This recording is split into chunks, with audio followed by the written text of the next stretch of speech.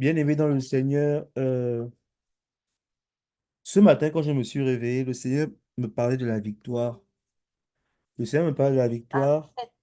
Le Seigneur me disait il y a des victoires particulières, il y a des victoires qu'il veut déposer dans nos vies. Il y a des choses que les gens recherchent depuis des années. Et Dieu est prêt à ouvrir les portes, Dieu est prêt à donner. Malheureusement, j'essaie de chercher dans la Bible, il y avait un verset que je voulais vraiment utiliser, c'était par rapport à Joseph. L'histoire de Joseph, si pour tous ceux qui sont connectés aujourd'hui, vous connaissez un peu l'histoire de Joseph, comment il est passé de l'esclave, il a été vendu par ses frères et ses sœurs, bon, par ses frères, autant pour moi, désolé. Il a été vendu, de là, le Seigneur l'a élevé, il est devenu le premier, on va dire le premier ministre en Égypte, et de là, le Seigneur encore élevé sa main, encore étendu sa main, grâce à lui, il a pu sauver sa famille.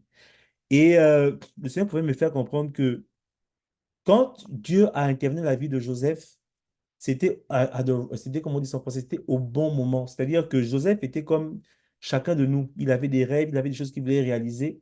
Et quand ce fut le temps pour lui d'avancer sur ce plan de sa vie, le Seigneur a ouvert les portes. Et la Bible déclare que c'est à l'âge de 30 ans, je pense, quelque chose comme ça, que le Seigneur a permis qu'il puisse s'épanouir, même par rapport au mariage, même par rapport aux enfants.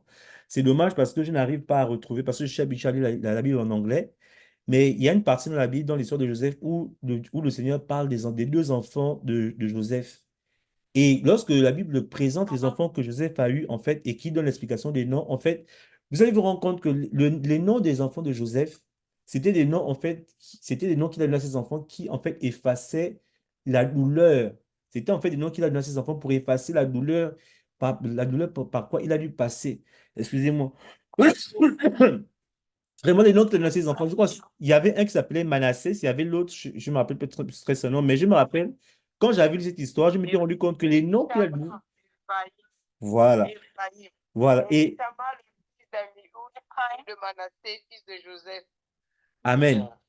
Et quand, ok, et quand le Seigneur, donc je disais que quand Joseph a donné ces noms-là à ses enfants, c'était en fait en réponse, c'était en fait en mémoire de toutes ces années de misère, de souffrance, de calamité, de peur, toutes les fois qu'il se posait des questions, il avait l'impression que Dieu l'avait oublié. C'est pour ça qu'il dit que non, par rapport à ce que Dieu a fait dans ma vie, voici comment je vais appeler mes enfants. Et le Seigneur il veut aussi pour toi dans ta vie déposer quelque chose. En fait, la bénédiction ou la victoire que Dieu va te donner dans ta vie va t'aider à oublier toutes les souffrances, tous les mal, tous les moments de doute et de détresse que tu as subis dans ta vie. Le Seigneur est vraiment prêt à Amen, délivrer amen. quelqu'un. Le Seigneur est vraiment prêt à ouvrir les portes dans la vie de quelqu'un. Le Seigneur, vraiment ce matin, moi je ne suis pas quelqu'un je ne marche avec les émotions, moi je marche avec la révélation. Je n'avais même pas prévu, je n'avais même pas prévu intervenir. C'est vraiment vers les heures de 16 heures, quand la sœur Pesca me dit que non, frère Van, il se peut que je puisse pas être disponible. Je me suis dit que bon, ce matin, je me suis réveillé avec quelque chose dans le cœur. Le Seigneur m'a révélé des choses et je pense que je peux peut-être parler de ça. Je voudrais parler à tout un chacun de nous. Vous savez, mes frères et sœurs, des gens négligent beaucoup la clé de la prière. La dernière fois, le pasteur Guy a parlé par rapport aux clés. Il a dit que, il a dit que pour le royaume des cieux a plusieurs clés. Et le jeûne fait partie de ces clés. La prière aussi fait partie de ces clés. Si aujourd'hui nous disons que nous sommes des êtres spirituels, comment un être spirituel fonctionne? Un être spirituel fonctionne avec la prière. Si tu ne pries pas dans ta vie, si tu ne pries, si tu n'arrives pas à exercer, si tu n'arrives pas à utiliser la prière dans ta vie, tu es comme si tu étais mort. C'est comme si en fait, tu n'arrivais pas à exploiter tout le potentiel spirituel qui est en toi. La Bible déclare que nous ne luttons pas contre la chair et le sang, mais nous luttons contre les esprits. À quel moment est-ce que tu vas lutter contre les choses qui se passent dans ta vie si tu ne pries pas, si tu ne peux pas t'en prendre la prière?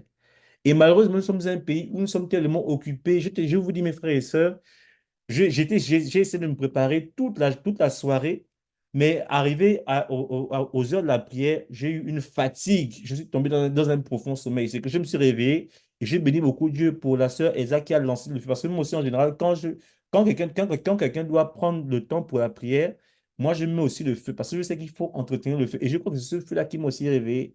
Et je bénis beaucoup le Seigneur pour ça. Bien aimé dans le Seigneur, lorsque nous nous retrouvons comme ça, c'est pas pour faire plaisir à Valubi à qui que ce soit.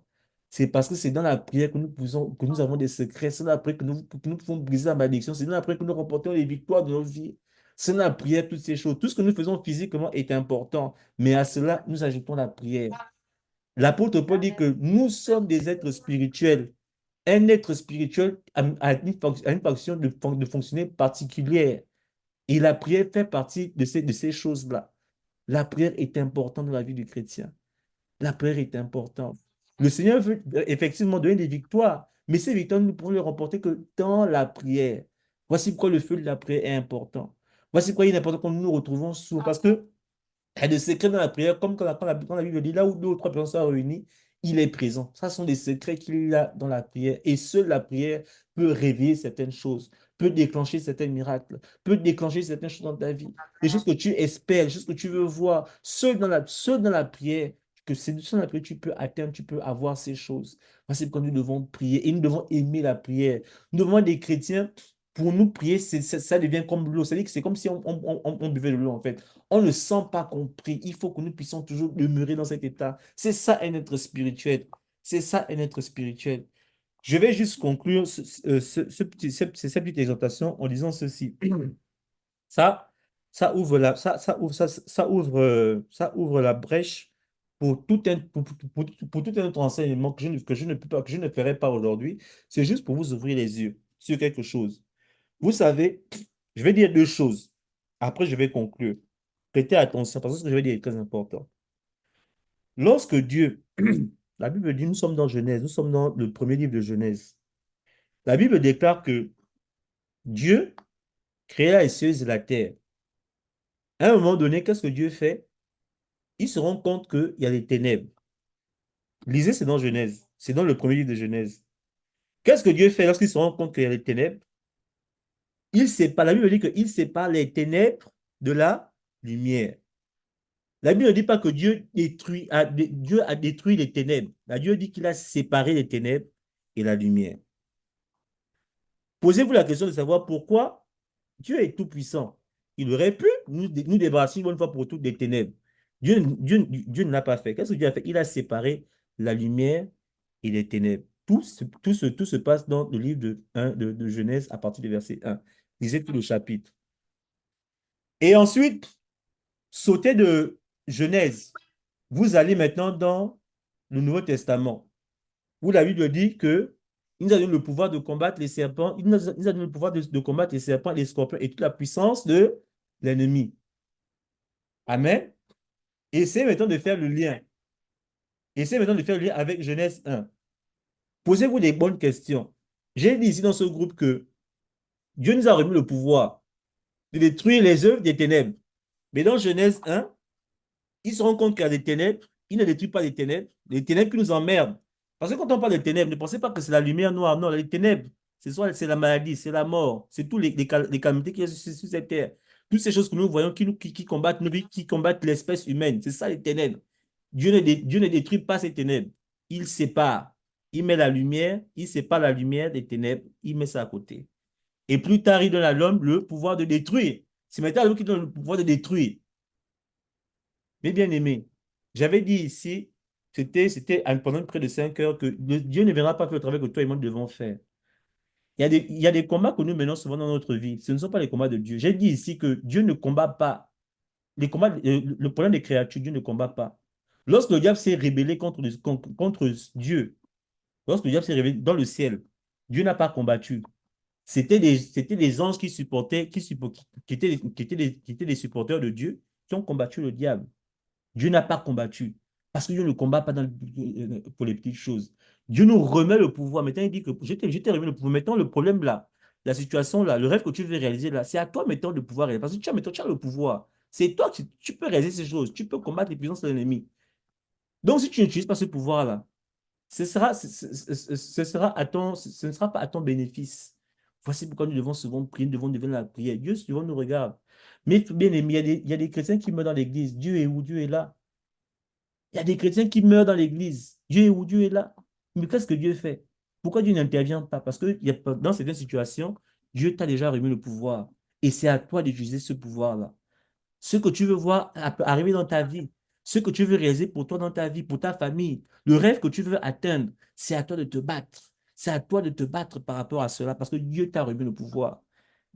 Et si tu n'utilises pas, Ce sera contre ton propre bénéfice. Voici pourquoi nous devons ouvrir la bouche. Nous devons parler. C'est pas que Dieu est incapable. C'est pas que Dieu ne peut pas. C'est pas que sa main est trop courte. Le problème, c'est que Dieu t'a remis le pouvoir. À toi de juger le pouvoir. Les ténèbres sont là. Il n'a pas détruit. Il a dit, tu as donné la responsabilité pour toi de détruire ces ténèbres. Donc, je veux encourager mes frères et sœurs ici, par rapport à tout ce que nous voulons voir dans notre propre vie, par rapport au dessin, même par rapport au ministère, par rapport à nos business, par rapport à nos rêves pour nos enfants, nos petits-enfants. C'est à nous de combattre, c'est à nous de nous lever. Ne vous fatiguez pas. Écoutez, si j'ai dit tantôt, quand j'ai commencé, quand j'ai commencé cette exhortation, que si tu es un homme, tu n'as pas de projet, tu es déjà mort. Un homme ne vit pas sans projet. Un homme ne vit pas en ne planifiant pas demain, que demain, voici ce que je veux et voici ce que je veux faire. En tant qu'être humain, tu dois avoir des projets pour ta propre vie, pour tes propres enfants, pour tes petits-enfants. C'est comme ça qu'un homme vit.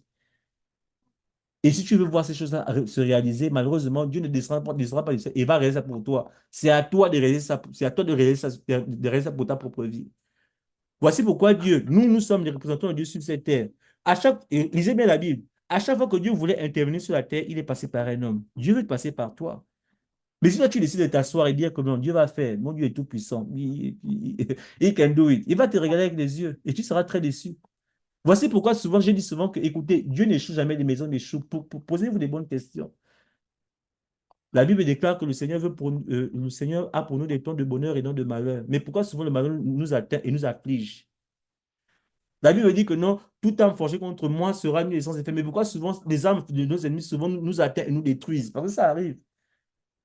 Regardez autour de vous. Amen. Est-ce que cela veut dire que Dieu est impuissant, que Dieu ne peut pas?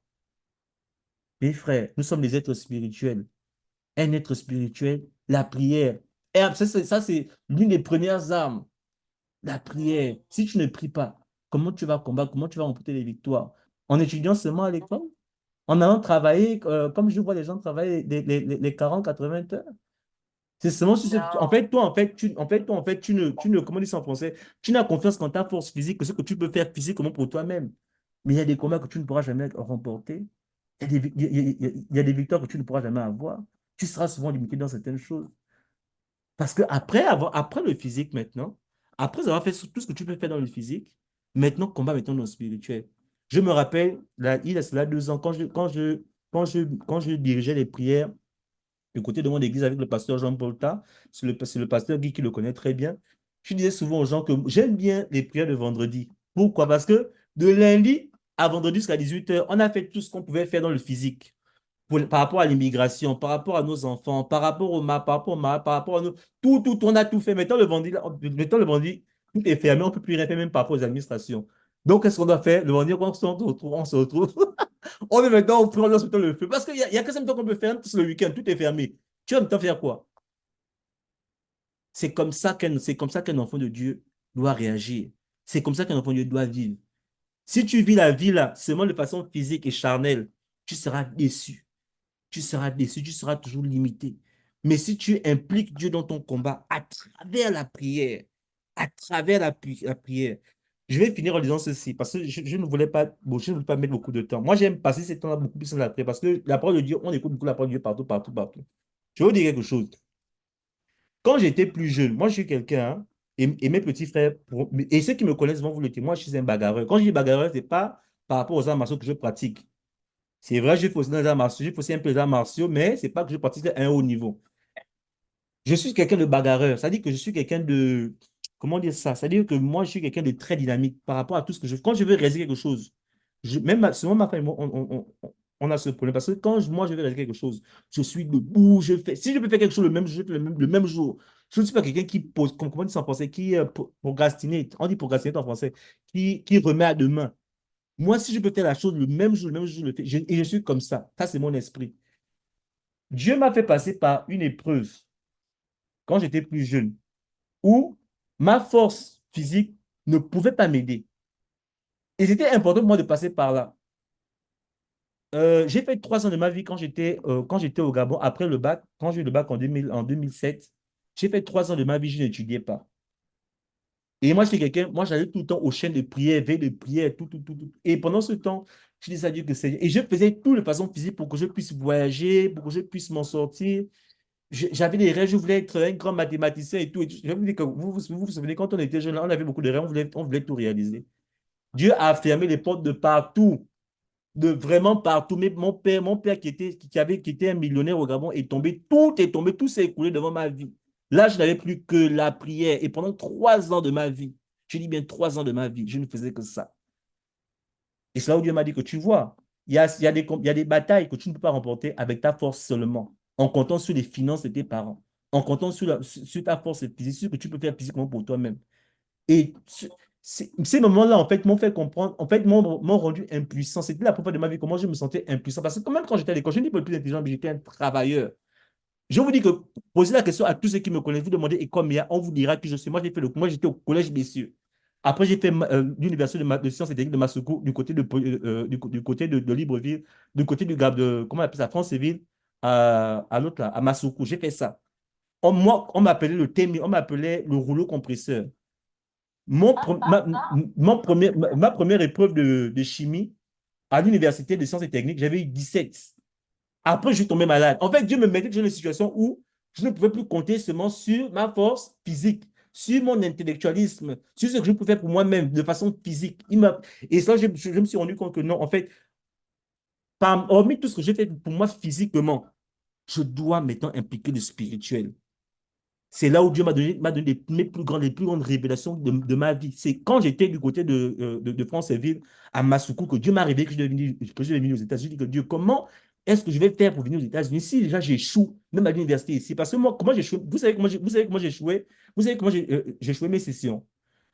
Mes premiers examens, j'ai fait les 17. Prochain examen qui arrive, je tombe malade. Je rate complètement la session, je rate complètement le semestre. Je dis que mon Dieu. Mais donc, l'esprit qui me combat est sérieux comme ça, là. J'ai dit que Dieu m'a dit que oui. Parce que toi, en fait, tu veux seulement réfléchir avec la tête. Les esprits qui combattent contre toi, c'est pas comme ça que tu vas les combattre, que tu vas emporter les victoires. Donc, tout ce que je faisais maintenant, tant que je n'appliquais pas la prière, j'échouais. J'étais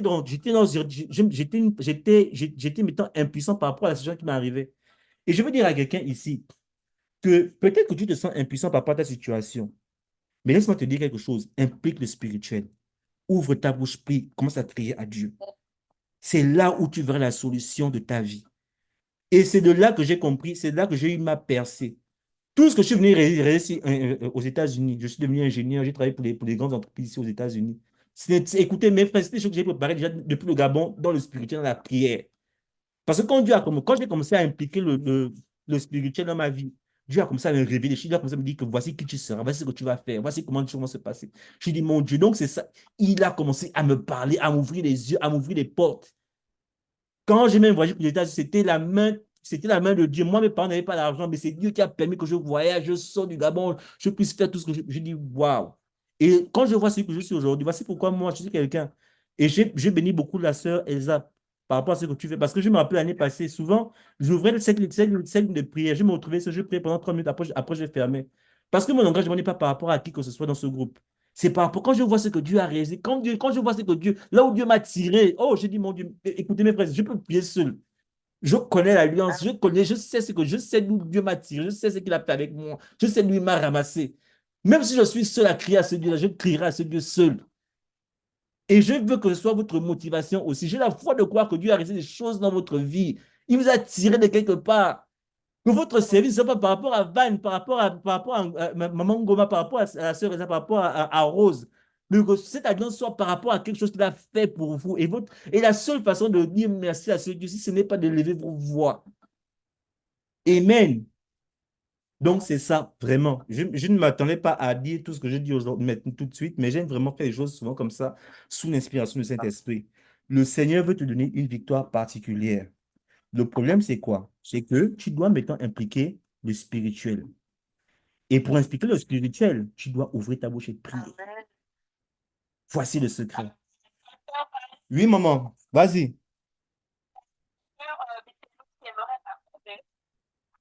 Oui, je voulais ajouter que vraiment, Amen, parce que tu as dit, vraiment, c'est vraiment édifiant, quoi. Donc, je voulais juste ajouter par rapport à ça.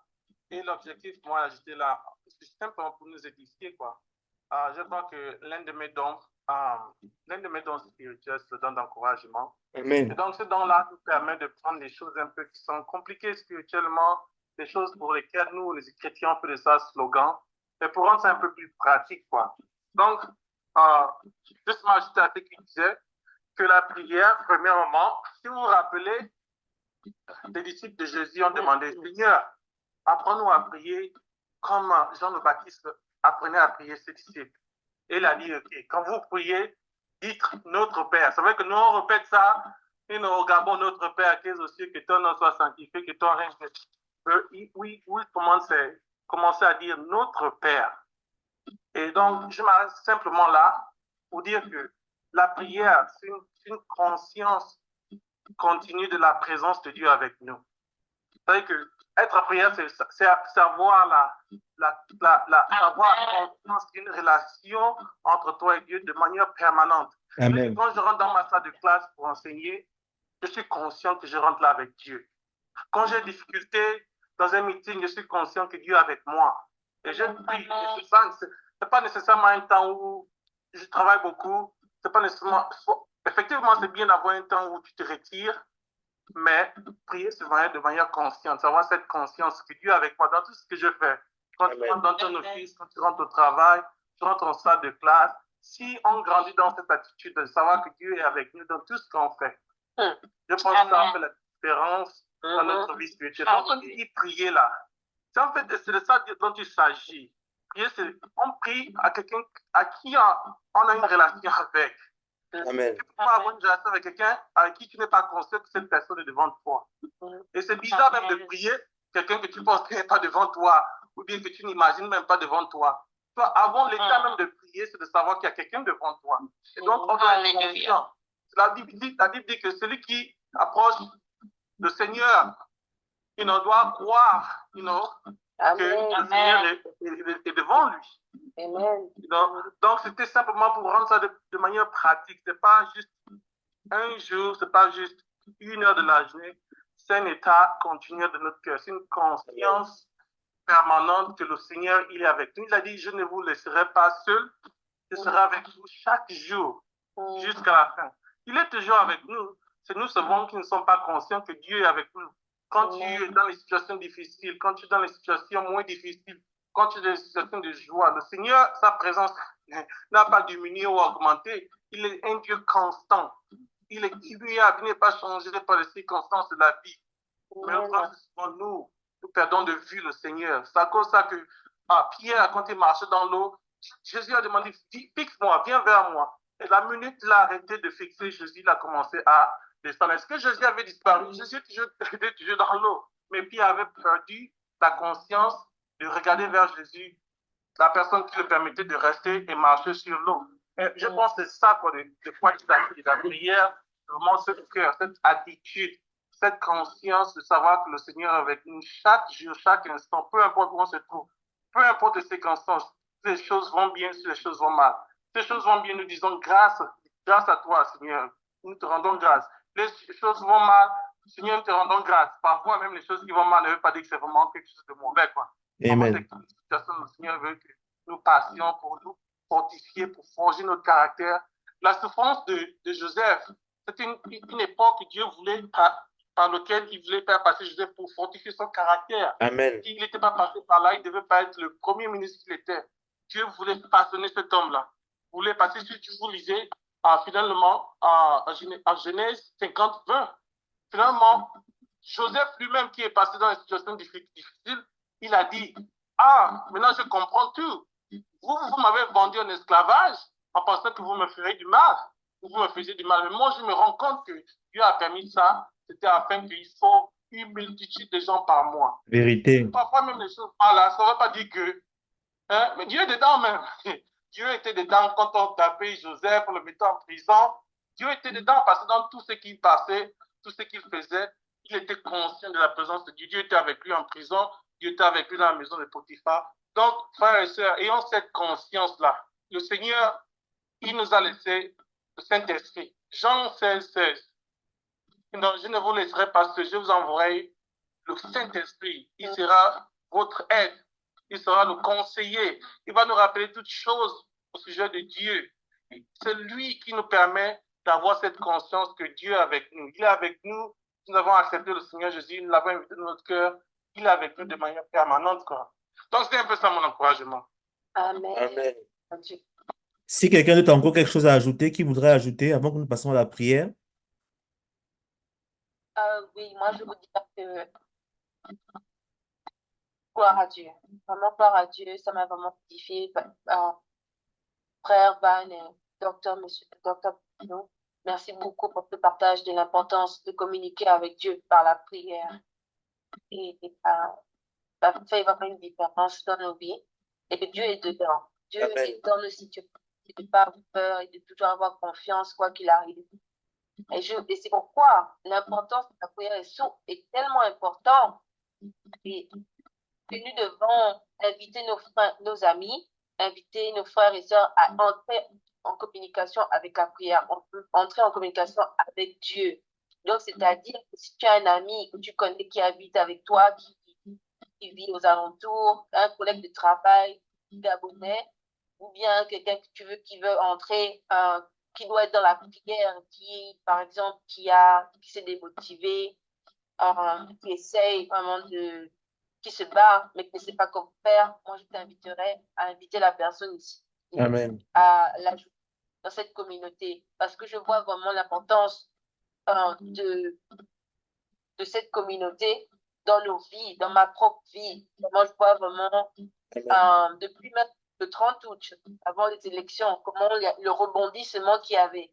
Moi, je crois vraiment qu'on a été, on fait partie de l'histoire, et de ne pas sous-estimer cette communauté, vraiment que nous puissions prier afin que notre communauté puisse grandir, cette communauté chrétienne aux États-Unis, parce que nous avons vraiment un impact dans notre pays, là-bas au Gabon.